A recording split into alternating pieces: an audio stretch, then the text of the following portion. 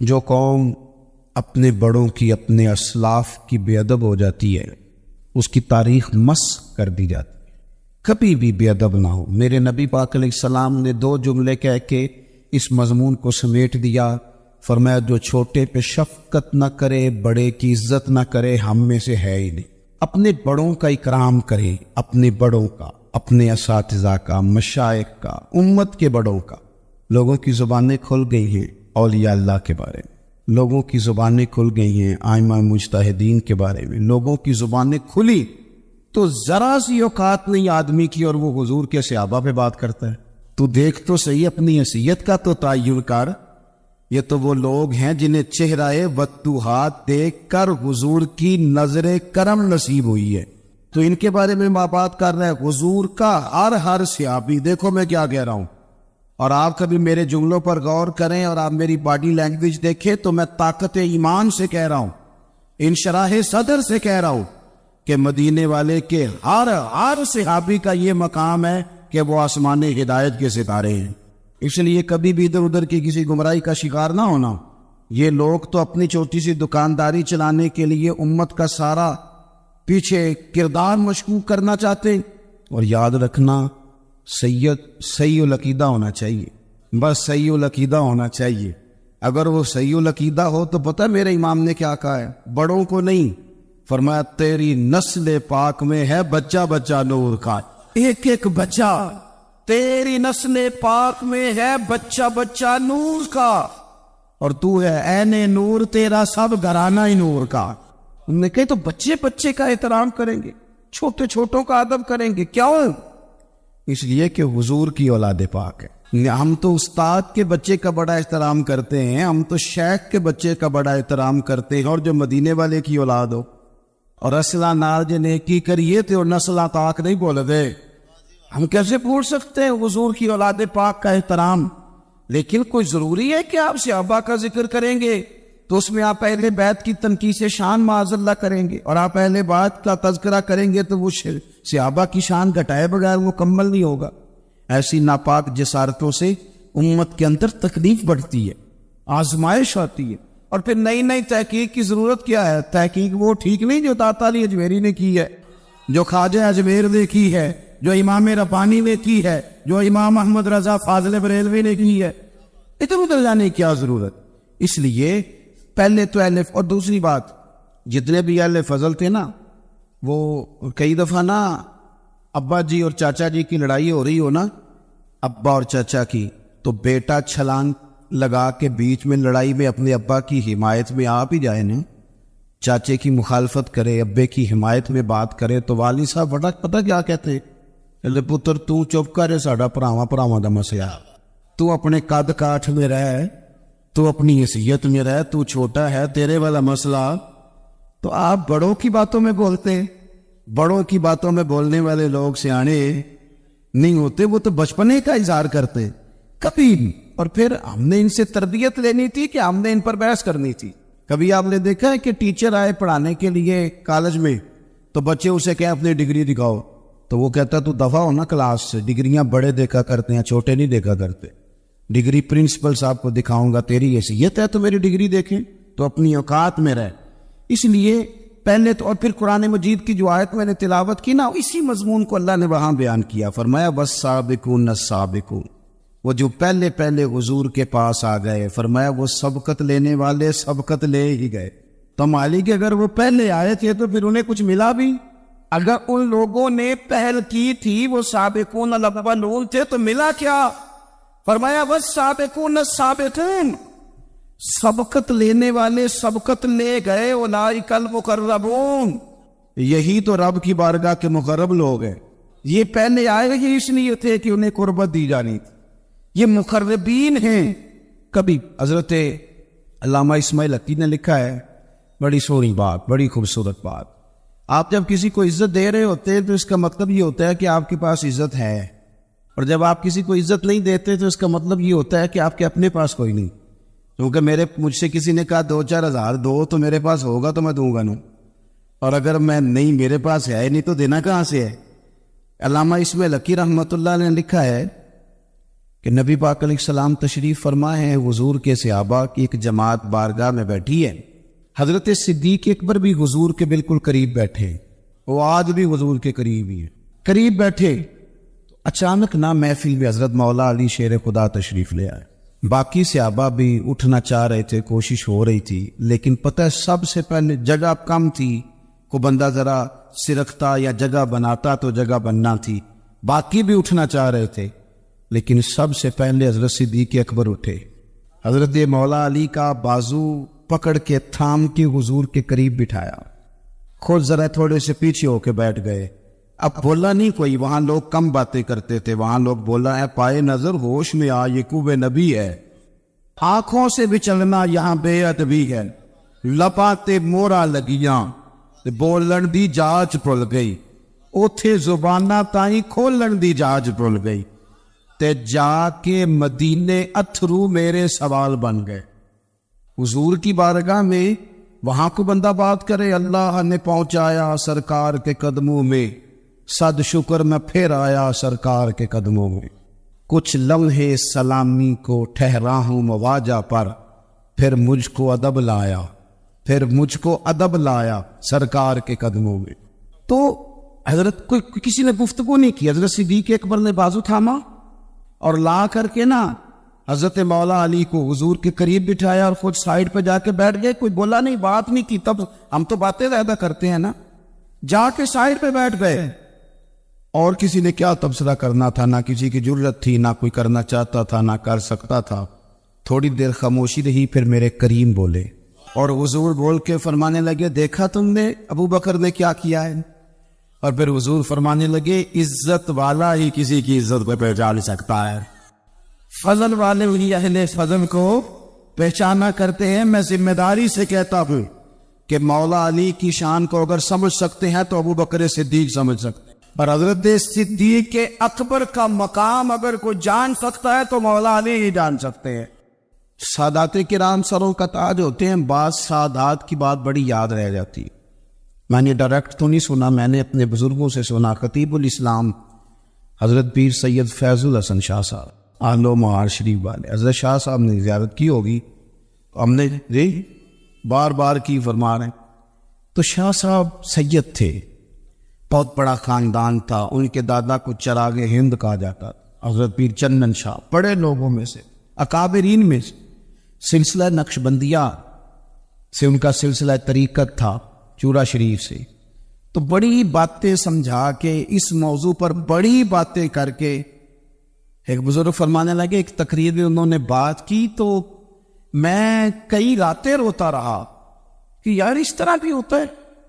کہتے ہیں وہ تقریر کرتے کرتے کرتے کرتے کرتے کرتے بولے، اور ان کا انداز تھا، لہجہ تھا، روب تھا، دبدبا تھا، تنتنا تھا، اپنی بات کو سمیٹتے ہوئے کہنے لگے، چلو میں نے دلائل تمہیں دے دیے، عقلی نقلی باتیں تم تک پہنچا دی، اب میری ذاتی بات بھی سنو۔ کہنے لگے، میں سید ہوں، پتر ہوں مولا علی کا، پر میں مرید ہوں ابو بکر صدیق کا، میں سیدنا ابو بکر صدیق کا مرید ہوں۔ وہ جس بزرگ نے مجھے بات بتائی، ان کا سالوں سے تدریس سے رشتہ ہے، کہنے لگے ایک سید کے لہجے کا وہ حسن اور گفتگو کا وہ انداز، کہتے میں کئی راتیں روتا رہا، میں نے بڑی چیزیں پڑھی تھی اس عنوان پر، وہ ہماؤ بینا ان کے تحت بڑا کچھ پڑھا تھا، پر یہ انداز، یہ رائے، یہ سچے لوگوں کا طریقہ تھا، لوگوں کا طریقہ تھا۔ انہوں نے اپنے ذوق کے ذریعے سے ہمیشہ قوم پر مثبت اثرات چھوڑے، اللہ ہمیں سمجھ عطا فرمائے۔ تو ایک تو کبھی بھی اہل فضل کی عزت میں کبھی بھی کمی نہ۔ آج ہم ذکر کر رہے ہیں نا امام حسین کا، امام حسین رضی اللہ تعالیٰ عنہ، میرے جیسے بندے کی تو زبان نہیں اس قابل نہیں کہ ان کا نام لے سکے۔ کہاں سیدنا امام حسن اور کہاں سیدنا امام حسین اور کہاں ہم لوگ، ہماری حیثیت ہے، ہم تو یہ تو وہ لوگ ہیں جن کا نام ذریعہ نجات ہے، جن کا تذکرہ ذریعہ نجات ہے۔ ان لوگوں کے ساتھ جب سے یہ بحث معاشرے میں بڑھی ہے نا، جب سے لوگوں نے شکوک بڑھا دی، آپ یقین کریں صحابہ اور اہل بیت کے ساتھ جو وارفتگی تھی نا لوگوں کی، وہ جو ذوق تھا، کسی کا بھی نام آتا تھا تو لوگ مچل جاتے۔ اب تو کسی ایک کا ذکر شروع کرتے ہیں تو کانوں میں خارش شروع ہو جاتی، لوگوں کو پریشانی ہونے لگتی ہے، پھر یہ فلانے کا تذکرہ ہونے لگا. بھئی آپ کیوں پریشان ہو رہے ہیں؟ یہ سارے اسی دریائے محبت کی نہریں ہیں جس کو مدینے والے محبوب نے اپنے دستے مبارک سے چلایا ہے. آپ کیوں یہ کام کرتے؟ کیوں انتشار کا سبب بنتے؟ نہ کرے گی آپ کی مہربانی. اللہ آپ کو سلام. سب کو ایک جیسی گرمی لگ رہی ہے. اگر تقریر کرنے والے کو تھوڑی سی زیادہ لگتی ہے باقی لیکن یہ کہ میں کیونکہ بہت سارے لوگ بیٹھے ہیں تو یہ مناسب نہیں لگتا مجھے بات کرنے دے. اللہ آپ کو اس کا اجر دے اچھے ارادے اور اچھی نیت پر. آپ غور کریں جی میری بات پر. حضرت امام حسین رضی اللہ تعالیٰ یہ حضور کی اولاد پاک ہیں. پیروں کو نہ تھوڑی مٹی لگ گئی. عمر جوانی کی تھی، داڑھی مبارک ساری سیاہ تھی، کالی تھی. حضرت ابو ہریرہ ان سے سالوں بڑے تھے، امیر المومنین فی الحدیث. حضرت ابو ہریرہ نے دیکھا کہ امام حسین کے مقدس قدموں کو مٹی لگ گئی. کسی سے بھی کہا جا سکتا تھا ذرا امام صاحب کی توجہ کرانا، یہ ذرا مٹی اتار دیں گے، لیکن حضرت ابو ہریرہ جھٹ سے اٹھے، اپنی پگڑی کھولی، اس کا پلو لیا اور حضرت امام حسین کے پیروں سے مٹی صاف کرنی شروع کر دی. کیوں کہ اہل فضل ہی کسی کی فضیلت کو جان سکتا، عزت والا ہی کسی کو عزت دیتا ہے. جس کے پاس وقار ہو. او میرے سنگیوں، لوگوں کی باتوں میں نہ آنا، یہ تمہیں الجھا دیں گے، یہ تمہیں تفریق میں ڈال دیں، یہ انتشار برپا کریں. یہ وہ حسین جماعت ہے جو حضور کے سامنے بیٹھا کرتی. ان سے پیار کرنا، ان سے محبت کرنا. آپ کبھی ترمذی کی ایک حدیث پڑھے تو مر جانے کو جی کرتا ہے. حضور نے فرمایا تھا میرے صحابہ کے بارے میں اللہ سے ڈرنا، میرے بعد انہیں اپنی زبانوں کا نشانہ نہ بنانا. کاش کوئی ان جملوں کا درد سمجھ سکے. فرمایا رب سے ڈرنا، اور کریم فرمانے لگے جس نے ان سے محبت کی میری محبت کی وجہ سے محبت کی، اور جس نے ان سے عداوت رکھی میری وجہ سے. کبھی بھی کسی میں. اور جو حضور کی اولاد ہے، صحابہ کرام نے ایک جگہ کچھ نذرانہ جمع کیا اور جمع کر کے کہا کہ حضور کی بارگاہ میں پیش کرنا ہے. اخراجات بہت زیادہ ہے اور ظاہری وسائل اس ترتیب سے نہیں ہیں. یہ نذرانہ ہر مہینے پیش کرنا ہے. جب وہ لے کے حضور کی بارگاہ میں گئے نا تو اللہ نے قرآن نازل کر دیے. فرمایا محبوب ان سے کہہ دو لا اسألکم علیہ اجرا، میں تبلیغ دین پر تم سے کوئی اجر نہیں مانگتا. الا المودۃ فی القربى، بس میرے قریبیوں سے پیار کرتے رہنا، میرے قریبیوں سے محبت کرنا، پیار کرنا قریبیوں سے. یہ علی المرتضیٰ ہیں، یہ فاطمہ ہے، یہ ان کا خاندان ہے، یہ ختیجہ ہے، یہ عائشہ ہے، یہ میمونہ ہے، یہ حفصہ ہے. ان سے پیار کرنا، میرے قریبیوں سے محبت کرنا. ہمارے دلوں میں حضور کی اولاد کا پیار رہنا چاہیے، طبیعتوں میں احترام ہونا چاہیے. ہمارا مزاج، ہمارا دل ان کے لیے دھڑکنا چاہیے. ہمارے لہجے، ہمارے انداز ہمیشہ ان کے حق میں نرم ہونے چاہیے. میں کہہ چکا ہوں سید کا صرف عقیدہ ٹھیک ہونا شرط ہے، باقی آپ تحقیق اور تفتیش میں نہ پڑے، وہ جانے رب جانے. آپ کوشش فرمائیں ہماری اولادیں، ہم خود اور اہل فضل کا ادب کبھی نہ چھوڑیں. دوسری بات آپ سے یہ عرض کرنی ہے، اس کو اچھی طرح سمجھ لیں کہ قومیں اپنے اسلاف سے بڑی ہوتی ہیں. ہمیشہ بڑا ہم ہوتا ہی وہ ہے جس کا کوئی بڑا ہوتا ہے، جس کا کوئی بڑا نہیں ہوتا وہ کبھی بھی بڑا. یہ کچھ عرصے سے ٹرینڈ چلا ہے، اگرچہ یہ درست نہیں ہے. آپ کسی سنار کی دکان پہ جائیں تو اس نے اپنے پیچھے نا اپنے والد صاحب کی اور دادا کی فوٹو لگائی ہوتی ہے. حکیم کی دکان پہ چلے جائیں، کپڑے والی دکان پہ چلے جائیں تو اس نے پیچھے اپنے دادا کی، والد کی فوٹو لگائی ہوتی ہے. اگرچہ یہ درست نہیں، تصویریں نہیں لگانی چاہیے. تصویریں ان کی کیا، پیروں کی بھی نہیں لگانی چاہیے. جہاں تصویر ہوتی ہے وہاں نماز کیسے پڑھی جائے گی؟ فرشتہ رحمت کا نہیں آئے گا. یہ تو اب ایک ضرورت بن گئی. تو اب ضرورت کیا، اب تو خیر نفسیاتی مسئلہ بن گیا. ہم یہ نفسیاتی مسئلہ ہے. یعنی سلام بعد میں فوٹو پہلے، یعنی ساڑھے اسٹینڈ ہو.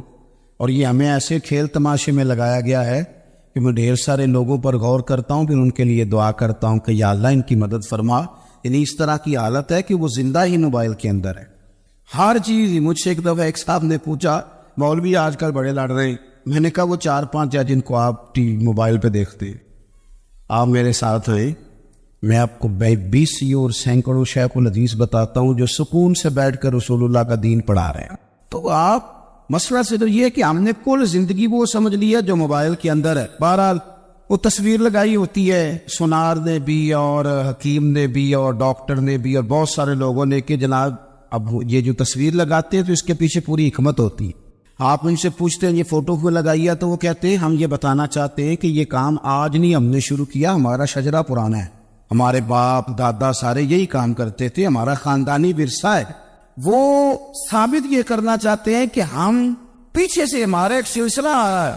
ساری دنیا اپنے اکابرین کو، اسلاف کو، بڑوں ان کے زوے پر بڑا ہونا چاہتی ہے. یہاں کچھ لوگ ایسے آئے ہیں جن کے نزدیک معاذ اللہ صحابہ ہی ٹھیک نہیں تھے، اہل بیت ہی ٹھیک نہیں تھے. آپ اپنی سند کیسے مضبوط کریں؟ اگر وہ اولین جو حضور کے سامنے بیٹھتے تھے وہی ٹھیک نہیں تھے تو پھر ان سے ہو کے جو دین آگے آیا اس کو تم کیسے ٹھیک مانو؟ ساری چیزوں کو مشکوک کرنا چاہتے ہیں. ہمارے بزرگوں نے، امام بخاری نے، امام مسلم نے محنت کر کے حدیثیں تلاش کی، اصول بیان کیے کہ یہ حدیث صحیح ہے، متواتر ہے، حسن ہے، ضعیف ہے، کیا ہے، اس کے اصول اور قاعدے بیان کیے. اور جب انہوں نے خود پوری تحقیق کی، آپ تھوڑی سی، آپ مشکل بات نہیں کر رہا، تھوڑی سی آپ غور کریں گے، انہوں نے سینکڑوں میل کا سفر کیا، گھوڑوں پہ، پیدل، اونٹوں پہ، ریسرچ کر کے بتایا کہ یہ حدیث بالکل درست ہے، اپنی سند کے اعتبار سے، متن کے اعتبار سے یہ متواتر درجے کی ہے. انہوں نے پوری ریسرچ کی. پھر غور کریں کیا کہہ رہا ہوں، جب پوری تحقیق کر لی تھی تو پھر انہیں کہنا چاہیے تھا نا یہ نبی پاک نے فرمایا، کہنا چاہیے تھا نا کہ یہ حضور نے فرمایا، ہماری تحقیق ہے، حدیث درست ہے. لیکن کسی نے بھی ڈائریکٹ نہیں کہا. انہوں نے جب بھی کہا کہنے لگے حضرت عبداللہ ابن عمر فرماتے ہیں کہ حضور نے یوں فرمایا، حضرت انس بن مالک فرماتے ہیں کہ حضور نے یوں فرمایا، حضرت جناب سیدہ عائشہ صدیقہ فرماتی ہیں یوں حضور نے فرمایا، حضرت ابو ہریرہ فرماتے ہیں یوں حضور نے فرمایا. انہوں نے نا پہلے اس صحابی کا نام لیا جنہوں نے وہ بات اپنے سینے میں محفوظ کی. کیا بتایا انہوں نے ہمیں کہ ہم دنیا گھوم آئے ہیں، ریسرچ کر آئے ہیں، تلاش و بسیار کے بعد اس نتیجے پہ پہنچے ہیں کہ دین کا اصل فیض وہی ہے جو صحابہ اور اہل بیت کے سینوں سے ہو کے امت کو نصیب ہوا ہے. اصل فیضان وہ ہے جو وہاں سے ہو کے آیا. تو ایک بات تو یہ کہ اہل فضل کی عظمت، اور دوسری بات کہ اپنے اکابرین کے ساتھ جوڑ کے رہنا، اور تیسری بات حضرت سیدنا امام حسین، حضرت امام حسن رضی اللہ تعالی عنہما. ان دو شہزادوں سے نا نبی پاک صلی اللہ علیہ وسلم نے جو محبت فرمائی ہے نا وہ بھی بڑی قابل دید ہے. حضور نے جو ان سے پیار کیا. کچھ لوگ ایسے ہوتے ہیں کہ جن سے انسان جب پیار کرتا ہے، محبت کرتا ہے تو وہ بات نا دور دور نکل جاتی ہے، وہ بات پھیل جاتی ہے. ان کے ساتھ نا میرے نبی پاک کا خصوصی لگاؤ ہے. اس کا مطلب یہ نہیں کہ ہر نانا ہی اپنے نواسے سے پیار کرتا ہے، یہ معنی نہیں. رسول پاک علیہ السلام جو کام بھی کرتے ہیں اللہ کی وحی کے ساتھ کرتے. حضور کا ہر کام وحی خدا ہے. اپنی مرضی سے حضور کوئی کام نہیں کرتے. تو نبی پاک نے جو بھی کیا ہے وہ امت کے لیے نمونہ ہے. حسنین کریمین سے جو حضور کا پیار ہے، جو نبی پاک علیہ السلام کی ان کے ساتھ والہانہ محبت ہے. اعلیٰ حضرت بریلوی نے حدیث لکھی ہے، راوی حضرت عثمان غنی رضی اللہ تعالیٰ عنہ. حضور سید عالم صلی اللہ تعالیٰ علیہ وآلہ وسلم نے نا گھر میں پیغام بھیجا، فرمایا فاطمہ سے کہو ذرا حسن حسین کو تو بھیجے. یہ سارا دن ہی حضور کے پاس رہتے ہیں، سارا دن ہی، لیکن وہ جو والہانہ پن ہے، جو محبت ہے، جو ان کے ساتھ محبوب کا خاص لگاؤ ہے، سیدہ سے کہو ذرا شہزادوں کو بھیجے، تھوڑی سی دیر ہو گئی آنے میں. اعلیٰ حضرت فرماتے ہیں یوں لگتا جیسے سیدہ فاطمہ کپڑے نہیں ماں بدلنے لگتی بچوں کے، خوشبو نہیں لگانے لگتی، تھوڑی تیاری میں دیر ہو گئی تو محبوب نے نظریں جمائی ہیں اس حجرے کی طرف جہاں سے امام حسن اور حسین نے آنا ہے. رحمت کے عجب ہی جمیلے ہیں حسنین یہاں پر کھیلے. تو دونوں شہزادوں جب دروازہ کھلا تو حضرت عثمان غنی کہتے ہیں بچے جب نکلے نا دونوں تو یہ کوئی 10 15 50 100 میل دور سے تھوڑی آ رہے ہیں، تو یہیں رہتے ہیں. محبوب کے قرب خاص میں انہیں سایہ کرم ہر وقت نصیب ہے. لیکن نبی کریم علیہ السلام کا جو والہانہ پن ہے، جن کے ساتھ حضور کا رشتہ محبت ہے، جیسے ہی دونوں شہزادے آئے حضرت عثمان غنی فرماتے ہیں محبوب نے مقدس گھٹنے زمین پہ رکھ دیے اور دونوں بازو کھول دیے. ایک شہزادہ اس سینے سے لگ گیا، اس کندھے سے، ایک اس کندھے سے لگ گیا. اور پہلے بھی حضور پیار کرتے تھے پر آج تو رخ ہی بدل گیا بات کا. اللہ کے پیارے حبیب علیہ الصلوۃ والسلام فرمانے لگے اے اللہ، یہ دونوں شہزادے کندھے سے لگے ہوئے، حضور فرمانے لگے اے اللہ میں ان دونوں سے محبت کرتا ہوں، تو بھی ان سے محبت فرما. اور کہا ہے اللہ جو جو میرے حسن حسین سے محبت کرے تو ان سب سے محبت فرما، تو ان سب سے پیار کر جو میرے حسنین سے پیار کرے۔ اللہ کے پیارے محبوب علیہ السلام کی محبت جب حضور کو، بھائی جس چیز کی طرف محبوب نے ایک دفعہ دیکھا ہے نا، وہ غار ثور میں حضور ایک دفعہ گئے، 3 دن قیام کیا ایک دفعہ گئے، تو ہمارا تو کئی بار جانے کو دل کر، جہاں حضور تھوڑی دیر قیام فرمائے اس جگہ سے پیار ہو جاتا ہے۔ اور جن شہزادوں سے حضور اس والہانہ انداز میں پیار کریں، ان کی محبت، ان کا پیار ہمارے دلوں میں ہونا چاہیے، اور کچھ نہ ہمارے جذبات ہونے چاہیے، کچھ ہمارے جذبات میں والہانہ پن ہونا چاہیے ان شہزادوں کے لیے۔ آج کل نا ہمارے ہاں دور ہے تقریروں کا، پوسٹیں لگانے کا، اپنی اپنی رائے، اور ویسے بھی جو ہم لکھ رہے ہوتے ہیں، جو بول رہے ہوتے ہیں، وہ اپنے لیے نہیں ہوتا الا ماشاء اللہ، وہ تو سامنے والے کے لیے ہوتا ہے۔ حضرت مجدد الفسانی رحمۃ اللہ علیہ کے حالات پہ ایک سیرت نگار نے لکھا ہے کہ آپ نے ایک شخص کو نا اپنے سلسلہ نقشبندیہ میں اجازت دی کہ اب آپ بھی آگے اللہ اللہ بتائیں، تربیت کریں، یہی طریقہ ہوتا تھا، تو ان کو خلافت دے دی، اب وہ سلسلہ طریقت میں آگے اشاعت سلسلہ کا کام کریں۔ کچھ عرصے کے بعد وہ خلیفہ صاحب نے حضرت شیخ کو خط لکھا تو کہنے لگے حضور آپ نے فقیر کو اجازت دی تھی، اب میں تقریر بھی کرتا ہوں، تدریس بھی کرتا ہوں، تصنیف بھی کرتا ہوں۔ تو حضرت فرمانے لگے آپ بہت اچھے کام کر رہے ہیں، رب آپ کو برکت دے، پر یہ سارا کچھ تو آپ لوگوں کی اصلاح کے لیے کر رہے ہیں، کچھ اپنے لیے بھی کرتے ہیں، رات کو تہجد میں اٹھ جاتے ہیں، کچھ اللہ کے حضور رونا نصیب ہو جاتا ہے، کچھ آپ کو درود و سلام کی کیفیات نصیب ہوتی ہیں، یہ تو جو کچھ ہے الحمدللہ بہت اچھا ہے، قابل تعریف ہے، پر یہ تو آپ خدمت دین کا کام کر رہے ہیں نا لوگوں کی، آپ اپنے لیے کیا کر رہے ہیں؟ یہ بھی تو مقام غور ہے۔ بہت ساری چیزیں آج ایسی ہیں جو تقریروں میں تحریروں میں، لیکن ہمارے پرانے بزرگ جو تھے ان کا رنگ اور تھا۔ دیکھو بچے کے ولیمے پر جس ترتیب سے محنت کر کے ہم لنگر کا بندوبست کرتے ہیں، ڈھونڈ کے نائی، ڈھونڈ کے کسائی، ڈھونڈ کے، امام حسین کے نیاز پہ بھی اسی طرح ہی کرتے ہو، میلاد پہ بھی اسی طرح ہی کرتے ہو، یہی کام کرتے ہو۔ ایک مثال اور دیتا ہوں، میں نے اپنے ماں باپ سے سیکھا یہ ادب، اور وہ پڑھے لکھے نہیں تھے، سادہ تھے۔ میری اماں جی مجھے کہتی محرم والے دن کہ جا مینو نا ٹوٹیاں لیا دے، میں کھیر ونڈنی۔ ٹوٹیاں دا پتہ جے؟ چلو شکر ہے تسی کافی بندے پینڈو نکل آئے ہو، ورنہ تو لوگ مانتے نہیں کہ اسی پینڈو ہوں، ٹوٹیاں لا دو۔ تو مینو ذرا سائیکل تے جانا پیندا سی 2-3 کلومیٹر، تو میں کہتا اماں جی میں پوچھے استاداں نو، ختم پرات وچ بھی ہو جاتا ہے، آپ دلا لیں ہو جاتا ہے، پلیٹوں میں مطلب کوئی مسئلہ نہیں۔ اماں جی کہندے تو نا اپنے مسئلے رکھ اپنے کول، میں نے ٹوٹیاں لے آ کے دے، تو وہ چلے جاتا۔ ایک دن میں تھوڑا سا نا تنگ ہو کے بھی گیا، یار حد ہو گئی ہے، اماں جی مسئلہ سمجھتی نہیں، میں اتنے بڑے مفتیوں کا قول سنا رہا ہوں۔ امام اعظم ابو حنیفہ کی والدہ امام صاحب کے ایک شاگرد تھے، وہ واعظ تھے، بڑی زبردست تقریر کرتے۔ امام صاحب کی ماں کہتی جاؤ مجھے اس سے مسئلہ پوچھ کے بتاؤ، تو امام صاحب کہتے اماں مجھ سے پوچھ، مسئلہ پوچھ لے، تو ماں کہتی تو بچہ ہے، ماں کے لیے تو بچہ ہی تھے نا، وہ اس سے مسئلہ پوچھیں۔ تو حضرت امام صاحب اپنی والدہ کا وہ استفتاء سمجھے لے کے اس شاگرد کے پاس جاتے، مسئلہ کہتا استاد جی مجھے تو نہیں نا مسئلے آتے، آپ بتائیں۔ تو امام صاحب کہتے میری اماں تیرے نام پہ مطمئن ہوتی، یہ احترام دیکھو۔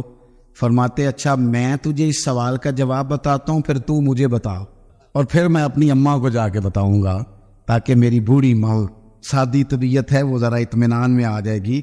وہ میری اماں جی مجھے کہنے لگی ٹوٹیاں تے لے آؤنی پینی ہیں، میں چلا گیا لے کے آیا، لا کے میں نے پیش کر دی۔ تو میں نا اس دن تھوڑا سا میں نے پوچھا گھبرا کے، میں کہ اماں جی مسئلے ٹوٹیاں دی ایڈی لوڑ کا دیے، بغیر ٹوٹیاں تو نہیں امام حسین تے نام تے کھیر ونڈی جاندی، ضرورت کی ہے؟ تو اماں جی کو پتا تو تھوڑا غصے میں گیا ہے، پسینے میں شرابور واپس آیا ہے، تو ان کا لہجہ وہ ہو گیا جو ماں کا پھر سمجھانے کا لہجہ ہوتا ہے۔ مجھے تھپکی دی، 10 روپے بھی اضافی دیے خرچے کے، اور ساتھ کہنے لگی پتر ویکھے نا حضور دی اولاد دے نام تے کسے نو کھیر دینی، پھر انہوں آخنا ساڈا پانڈا دے کے جا، نبی پاک دی اولاد دے نام تے جو دے چھڑیا سو دے چھڑیا، ختم ہو گئی بات، ختم ہو گیا۔ اسے کہنا برتن دے کے جا، اس لیے پلیٹیں بھی جائیں گی حضور کی اولاد کے نام کا لنگر، تیری نسل پاک میں ہے بچہ بچہ نور کا، تو ہے نے نور تیرا سب گھرانہ نور کا۔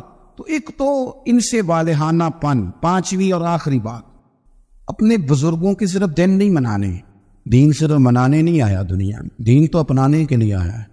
ہم نے نیرے دن نہیں منانے، نیرا اپنا سند ہی مضبوط نہیں کرنی ہے، احترام بھی کرنا ہے، حد درجی، لیکن جو ان کی سوچ ہے، جو ان کی فکر ہے، جو ان کا مزاج ہے، دو باتیں حضرت عمر فاروق رضی اللہ تعالیٰ عنہ میں اور امام حسین میں ایک جیسی ہیں، کامن ہے۔ ایک تو ان دونوں کا مصلی سے پیار، 100 رکعت نماز نفل پڑھتے تھے حضرت سیدنا امام حسن اور حسین فرضوں کے علاوہ۔ جو 5 بھی پوری نہیں پڑھتا وہ کہتا ہے مجھ سے بڑا امام حسین کا محب بھی کوئی نہیں۔ 5 آپ دیکھیں نا، 9-10 محرم کی درمیانی رات یزید کی فوجوں نے جب کہا کہ حسین یا جنگ یا بیعت، 2 ہی باتیں، تو امام حسین رضی اللہ تعالیٰ عنہ فرمانے لگے ایک رات کی مہلت دے دو، صبح بات کریں گے۔ وہ چلے گئے۔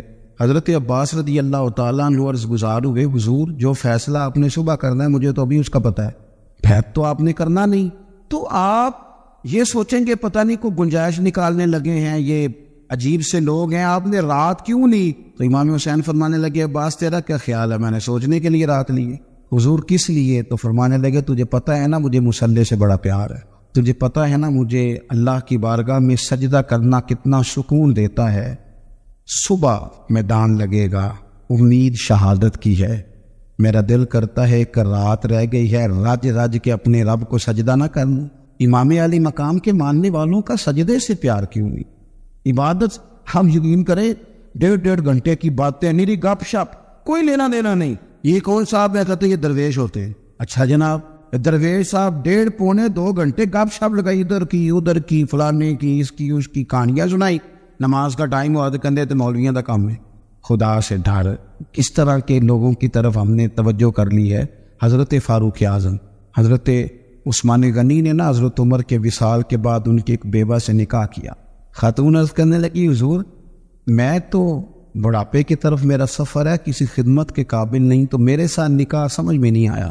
فرمانے لگی خدمت کے لیے نکاح نہیں کیا، میں عمر کی عبادت سے بڑا متاثر ہوں، اتنی محنت، اتنی جد و جہد، اتنی خلافت کی پابندیاں، اتنے کام کے باوجود مصلی پہ بیٹھتے ہیں تو مزہ آ جاتا ہے۔ فرمانے لگے میں نے انہیں مسجد میں رج کے سجدے کرتے دیکھا ہے، تجھ سے نکاح اس لیے کیا ہے کہ آپ مجھے بتائیں گی کہ سیدنا عمر گھر کی 4 دیواری کے اندر اپنے رب کو کس طرح یاد کرتے، مجھے بتائیں یہ سجدوں سے دلچسپی، عبادتوں کا شوق، تلاوتوں کی لذت، درود و سلام کا ذائقہ، ہماری نا روحانی زندگی موبائل نے بڑی بے آباد کر دی ہے۔ 10 منٹ ملے نہیں تو موبائل کھولا نہیں۔ یہ سب سے ضروری اور اہم کام تھا وہ تو یہ تھا کہ 10 منٹ ملتے تھے صحابہ کو، وہ نفل نیند لیتے تھے، اللہ کے ولی درویش وہ اللہ اللہ کرنے کو ترجیح دیتے، مزاج نہیں۔ ایک تو یہ بات اچھی طرح باندھ لیں امام علی مقام سے محبت کرنے سیدنا فاروق اعظم، اور دوسری بات یہ کہ باطل سے کبھی سمجھوتا نہیں، باطل کے لیے گنجائش نہیں۔ ہم مختلف حکمتیں، مختلف مصلحتیں، مختلف کہانیاں چھیڑ کے باطل کے لیے گنجائش پیدا کرتے۔ ہم یا آپ دیکھ لیں ہمارے ملک میں کیا ہو رہا ہے۔ وہ ایک دوست آئے تھے میرے پاس جمعے سے 4-5 دن پہلے، بزرگ بندے کبھی کبھی آ جاتے، تو میں تو کہنے لگے پیر صاحب ہے بھلا کی ہو رہے ہیں ملک وچ؟ میں کہا جی سب دے سامنے ہی ہے۔ فرمان لگا جی تو بچپن چ کھیڈی دا سی نا، تے کھیڈ دا ہار جیت دا نتیجہ نہ منن دا ارادہ ہوندا سی تے ادوں آکھیدا نہیں دوبارہ کرو تساں رود ماریا ہے، کہندے نہیں یہ کچھ ہو رہا ہے صبح و شام۔ اور آپ دیکھیں مذاق اتنا زیادہ ہے، اب تو باہر کے ممالک ہمیں کہتے ہیں کہ کس طرح کے لوگ ہوتے، پھر مذاق نہیں کسی کے ساتھ ہو رہا ہوتا، صبح و شام مذاق ہو رہا ہے، حد ہو گئی۔ یعنی ایک بندہ اٹھا اس نے کہا میں ہر بندے کو روٹی کپڑا اور مکان دوں گا، اس پر اس نے حکومت قائم کر لی، ہوئی کہ نہیں آپ کے ملک میں؟ پھر دیا اس نے سب کو روٹی کپڑا اور مکان۔ پھر ایک اٹھا تو اس نے کہا قرض اتارو ملک سوارو، لوگوں نے، عورتوں نے، خواتین نے، بچوں نے اپنے کانوں سے اتار کے بالیاں بیویوں نے دے دی، پھر اتر گیا قرضہ ملک کا۔ پھر ایک تیسرے صاحب آ گئے، کہا میں کرپشن ختم کر دوں گا، پھر کرپشن زیادہ لوگوں کو ٹکٹیں دے دی، ان کو منسٹر بنا دیا۔ بیچاری قوم تو تمہارے جھوٹے سچے نعروں کے پیچھے لگ جاتی ہے، لیکن رب کریم کی بارگاہ کو کیا جواب دو؟ میرے پاس آپ یقین کریں لوگ آتے ہمارے پاس نا، خانقاہوں، آستانوں، مساجد میں لوگ نیک آدمی سمجھ کے آ جاتے ہیں دعا کرانے، وہ پھر اپنا دکھ بھی سنا کے جاتے، لوگوں کی تکلیفیں سنی نہیں جاتی۔ یہ جتنے سیاسی تبصرے ہیں یہ اسی والے کمروں کے ہیں، امیر پیروں کا، وزیروں کا، تگڑے لوگوں کا عوام سے گیپ زیادہ ہو گیا ہے، عام آدمی کے دکھ نہیں سمجھ پا رہے ہم لوگ، غربت کی سطح سے نیچے زندگی گزار رہے ہیں۔ یار حد ہو گئی نا کہ ہم اس ملک میں رہتے ہیں جس میں ڈھیروں لوگ ایسے ہیں جنہیں صاف پانی نہیں ملتا پینے کا، صاف پانی کچھ نہیں، صاف پانی مل جائے۔ میں اور آپ اس ملک میں رہتے ہیں۔ اچھا، ایک طرف حال یہ ہے کہ نئے ماڈل کا موبائل آئے تو ملتا نہیں مارکیٹ میں، پرانا مل جاتا ہے، یہ امیروں کی چاہت ہے۔ گاڑی 3 4 5 لاکھ روپیہ زیادہ دے کے بک کرا لیں گے، چاہیے مجھے ذرا 2 مہینے پہلے۔ دوسری طرف حال یہ ہے، میں کبھی کبھی وقت نکال کے سرکاری اسپتالوں میں جاتا ہوں، کچھ مریض ایسے ہوتے ہیں جنہیں تسلی بھی دے دی جائے تو ان کا فائدہ ہو جاتا ہے۔ آپ کبھی حال دیکھیں جا کے، لوگوں کو ویل چیئر پہ بٹھا کے ڈرپ لگا دیا ڈاکٹر نے، ڈاکٹر کیا کرے، بیٹھی کوئی نہیں۔ اس طرح بھی کبھی ہوتا ہے، کوئی والی وارث نہیں قوم کا، یعنی جن لوگوں کو بیمار ہو تو لیٹنے کو جگہ نہ ملے، اس قوم کے لوگ جھنڈے لگائیں اور وزیروں کے نعرے لگائیں، اور جناب وہ اور جتنا پیسہ تم الیکشن پہ لگاتے ہو نا، اس کے کتنے بڑے اسپتال بن جاتے، لیکن مزاج نہیں، طبیعت نہیں۔ حضرت امام حسن میں، سیدنا عمر فاروق میں یہ بات کامن تھی کہ باطل کے ساتھ کبھی صلح، یہ ہم نے غلط لوگوں کو سپورٹ کر کے باطل کو روج دیا، کبھی صلح نہیں۔ انہوں نے کہا جو باطل ہوتا ہے وہ بہرحال باطل ہوتا ہے۔ یزید اگر باطل ہے، بڑی حکمتیں تھیں امام حسین کے سامنے، بڑا کچھ ہو سکتا تھا، چلو باہر نکلتے ہیں، ذرا لوگ کٹے، ہمیں بھی لوگ کہتے ہیں آپ سیاسی بات نہ کیا کریں، وہ بعض لوگ مختلف جماعتوں کے آئے بیٹھے ہوتے ہیں تو فلان ہو جاتا ہے، تو میں نے کہا کیا ہو جائے گا، کیا بات کرتے ہیں آپ، کیا حیثیت ہے ہماری، نہیں کوئی ہم سے دلچسپی لیتا تو نہ لے، ہماری جو ڈیوٹی ہے وہ اذان بھی پوری نہ پڑے، وہ بھی دیکھ کر پڑے کہ فلانا بندہ ناراض نہ ہو جائے، جس کی طبیعت میں جو آتا ہے وہ کرے، سانو تفت زارے دی لوڑ کیے، نالے کی لگے شہر بمول دے نال اسی تے اپنی بال کے سیکنے ہاں، اور سانو کی لگے کسی اور دے نال، کرو مد دے اہل دول رضا، اور پڑھے نہ اس بلا میں میری بلا، میں تو گدا ہوں اپنے کریم کا، میرا دین کوئی پارا انا نہیں۔ یہ کیا بات ہوئی کہ آپ سچی بات ہی نہ کریں، آپ غور کریں میں کیا عرض کر رہا ہوں۔ غریب لٹتے رہے اور آپ کہے کہ جناب وہ فلانا بندہ کہے گا میں سیاسی جماعت کا تھا، آپ نے بات کر دی، وہ جو جس جماعت کا ہوتا ہے، لیکن حق بہرحال حق ہی ہوتا ہے۔ یہی بات امام حسین کے سامنے آئی، بچوں عورتیں ساتھ ہوں تو لوگ تو ویسے ہی کہہ دیتے ہیں میرے ساتھ زنانہ ساتھ ہے، اور میں تجھے بتا دیتا، لیکن امام حسین نے نہ عورتوں کا ساتھ دیکھا، نہ بچوں کی بھوک دیکھی، نہ تکلیف دیکھی۔ انہوں نے بتایا کہ جب باطل کے سامنے ڈٹنا ہے تو نتیجے کی پرواہ کیے بغیر ڈٹنا ہے۔ جو لوگ کام کرنے والے ہوتے ہیں وہ رزلٹ نہیں دیکھتے کیا نکلے گا، رزلٹ تو یہ نکلا کہ امام حسین شہید ہو گئے، اور پھر 3 4 سال یزید حکومت بھی کر گیا، لیکن قیامت تک کے لیے اس کا نام ذلت کا باعث بن گیا۔ اور انسان کو بیدار تو ہو لینے دو، ہر شخص پکارے گا ہمارے ہیں حسین، اب بیدار تو ہو لے۔ امام حسین کا نام سند بن جائے باطل سے لڑنے کی، تو مہربانی کرے، ہو سکتا ہے آپ اکیلے ہو پورے گھر میں، لیکن آپ ڈٹنا سیکھے، سچ کہنا سیکھے، بات صحیح کرنی سیکھے، کام پہ نہیں، ڈرے نہیں۔ کوئی جب اللہ تعالیٰ ساتھ ہو پھر کوئی بندہ کسی کا کیا بگاڑ سکتا ہے؟ سچ پر کھڑے ہونا سیکھیں، سچ پر اللہ کے بندوں کا پیار اپنے دل میں بٹھائیں۔ اگر یہ حکومتیں، یہ سارا کچھ درست ہو جائے تو آپ یقین کریں قوم آسودگی میں آ جائے۔ پھر سے اپنی ساری تقریر کو دہراتا ہوں، سب سے پہلے تو بڑوں کی عزت کریں، اہل فضل کی توقیر میں کبھی کمی نہ کریں، اپنے اسلاف سے اپنے آپ کو جوڑ کے رکھیں، کبھی بھی اس سے پیچھے نہ ہٹے۔ امام حسن ہو، امام حسین ہو، حضور کے خلفائے راشدین ہو، عشرہ مبشرہ ہو، ان سے شوق والا پیار کریں، چھلکے ان کا پیار، اور پھر اپنی عبادت پر خاص توجہ دے۔ مسلح آباد ہو تو رب کی مدد آتی ہے۔